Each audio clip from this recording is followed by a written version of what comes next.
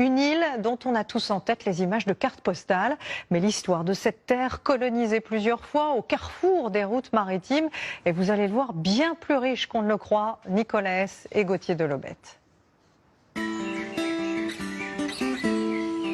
Destination de rêve pour s'évader, l'île Maurice tient toutes ses promesses. Un lagon aux eaux turquoises, des kilomètres de plages de sable fin, des montagnes au point de vue unique, des alizés pour les amateurs de glisse, une île de découverte aux multiples influences.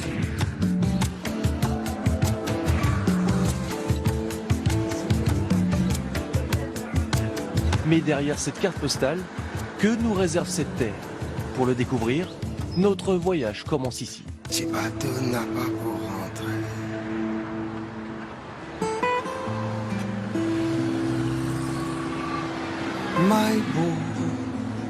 Mahébourg, au sud-est de l'île, un ancien village de pêcheurs. C'est là que l'histoire de Maurice débute. Point de départ pour les premiers navigateurs européens.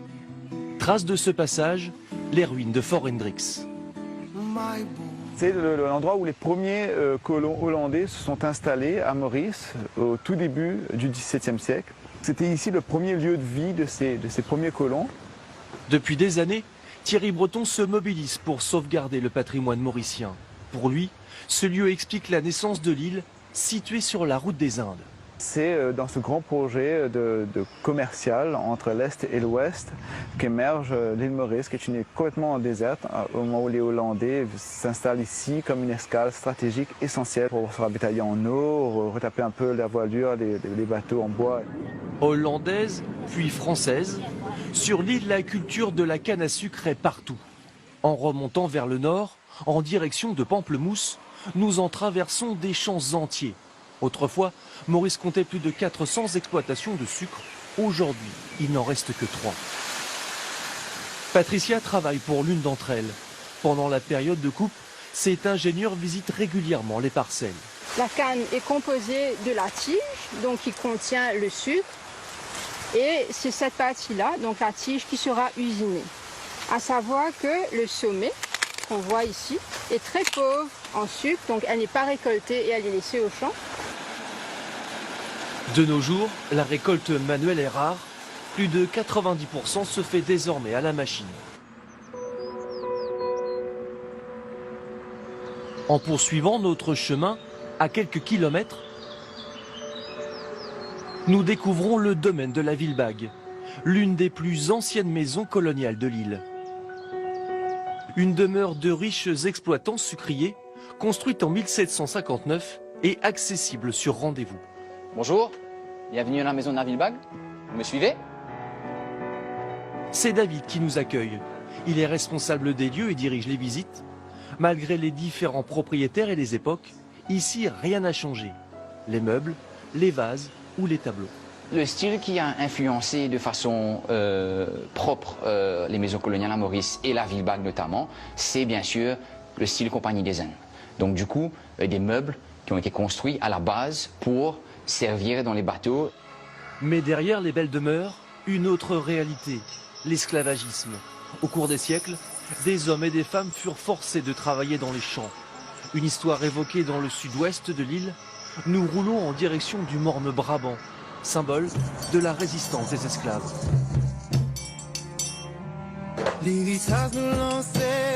Autrefois, cet imposant massif rocheux servit de refuge aux esclaves en fuite. La légende raconte qu'ils se seraient jetés dans le vide lorsque les militaires vinrent leur annoncer l'abolition de l'esclavage en 1835. Ça, c'est si on se perd en route, comme ça ils nous retrouvent. On va pas se perdre? Non, il n'y a qu'un chemin. Merci. Maya emprunte souvent les chemins du Morne. Anthropologue, elle a travaillé sur le passé de ce site classé à l'UNESCO. C'est un lieu du coup presque sacré. C'est vraiment resté dans la mémoire et un aspect identitaire très important pour tous les descendants d'esclaves de Maurice. Et certaines croyances sont tenaces. Ce qu'on raconte, c'est que ces esclaves qui s'étaient suicidés, leur esprit n'est pas parti. L'esprit est toujours là, c'est des âmes errantes, on appelle ça. Et ces âmes, on peut les entendre, on peut parfois les voir.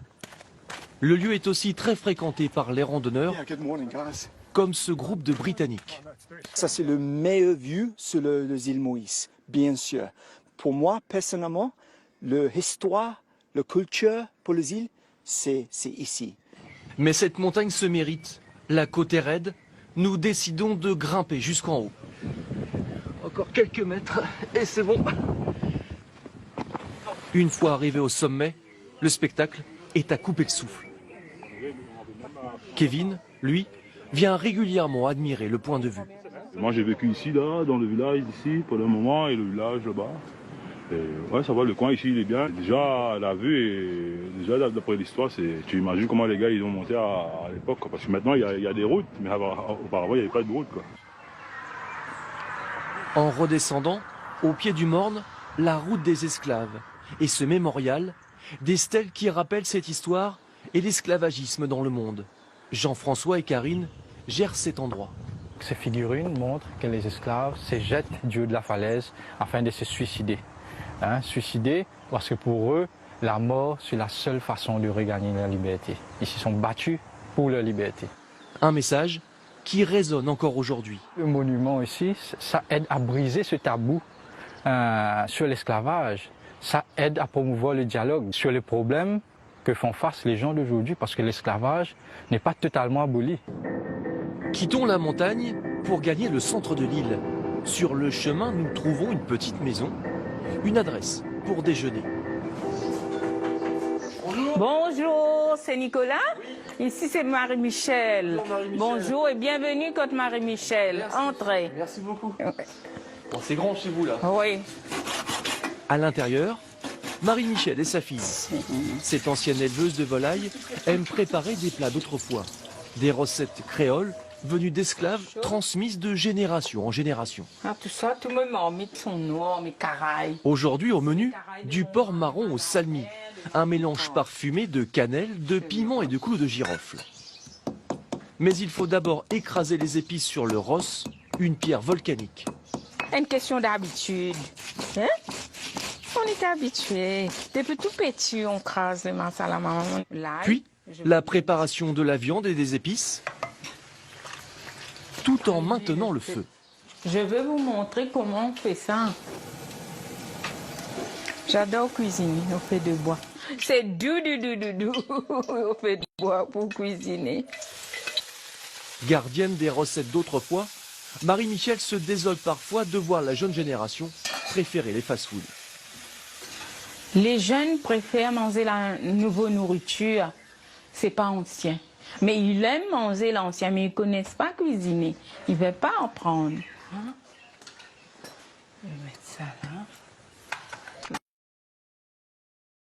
Ben oui. Bon appétit à vous. Merci. Allez, derrière, ouais, le l'appétit. Après ce repas, continuons notre route. Une large voie à perte de vue s'ouvre devant nous. Et au bout, 2 statues géantes nous dominent.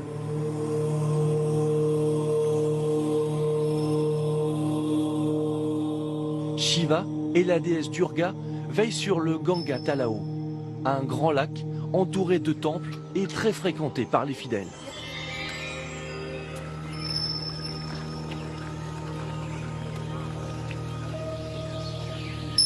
Là, on a fait la prière à la maison pour Durgama et maintenant on vient pour prier Shivji et remercier pour la santé, pour la famille, pour tout le monde. Girish préside l'une des associations qui s'occupent de ce site. Il veille notamment à son entretien. Ici, quelques singes gourmands, ce lieu est le plus sacré de l'île pour les hindous. Les gens croient dedans. Ils ont une croyance beyond doubt, comme on dit. Dans ça, ils viennent ici, ils font la prière du lac. C'est-à-dire quand vous faites la prière du lac, on a l'impression qu'on fait la prière du Gange.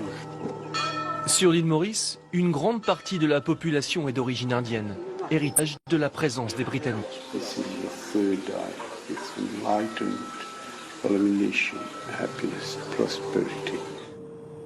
Portés par la magie du lac, nous roulons vers la capitale. Sur l'île, toutes les religions se côtoient. Nous croisons des temples hindous colorés, des églises chrétiennes, des pagodes chinoises ou des mosquées. Celle de Port-Louis est la plus grande de l'île. Son représentant nous invite pour une visite. Vous avez la salle principale, vous avez les deux côtés, vous avez des végétations. L'édifice a plus de 160 ans. Hindous, chrétiens, musulmans, c'est ça qui fait la beauté de l'île. Vous voyez, c'est ça qui vous montre que de respecter les autres et en retour, nous sommes respectés par les autres. De retour dans la rue, nous découvrons un autre concentré de la vie mauricienne. Le marché de Port-Louis, une institution vieille de plus de 200 ans.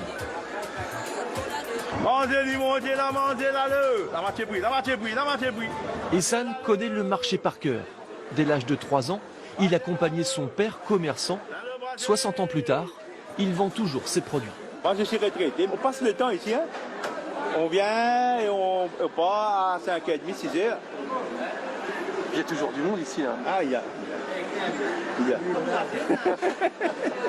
Sur les étals, des épices de toutes sortes et l'incontournable du marché, le piment mauricien.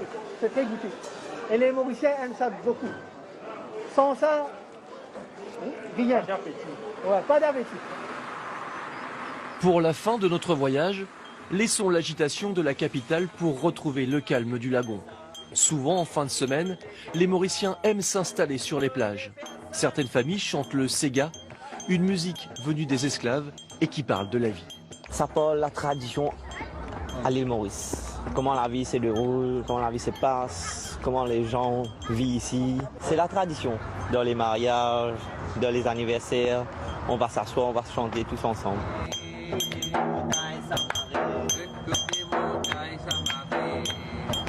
Comme on dit en créole, la vie est jolie, il faut en profiter.